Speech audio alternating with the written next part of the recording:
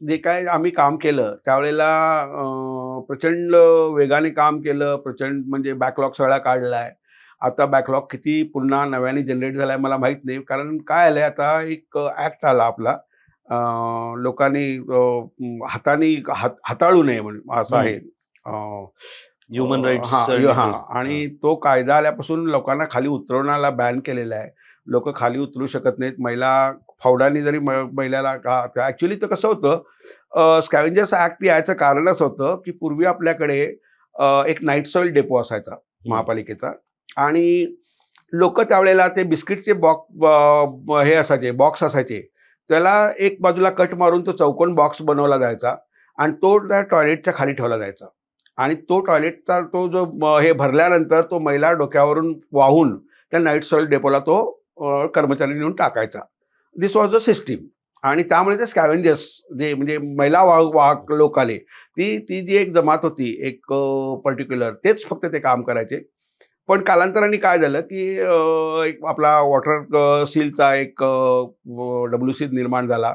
ज्याला water closet म्हणतो आपण, WC लिहितो. तो वॉटर क्लोजेट असतो. तो त्याच्यामध्ये अशी सिस्टीम होती, की पाण्याचं त्याच्यामध्ये एक लॉक असतं. जे महापालिकेच्या लाईनमधला गॅस आतमध्ये आणत नाही आणि महिलेला लगेच पुश केल्याबरोबर तो त्या पाण्यातून ते निघून जातं. पण ते पाण्याचं water seal remains there only. हा WC आल्यामुळे लोकांच्या घरामध्ये टॉयलेट आले.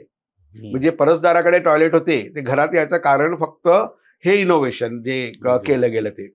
आणि ते केल्यामुळे काय झालं, की लोकांच्या घरामध्ये टॉयलेट आहे. मग हा सगळा प्रपंच संपला. म्हणजे जो डोक्यावरून मैला वाहण्याची वगैरे जी पद्धत होती, ती तशी पण संपलीच होती.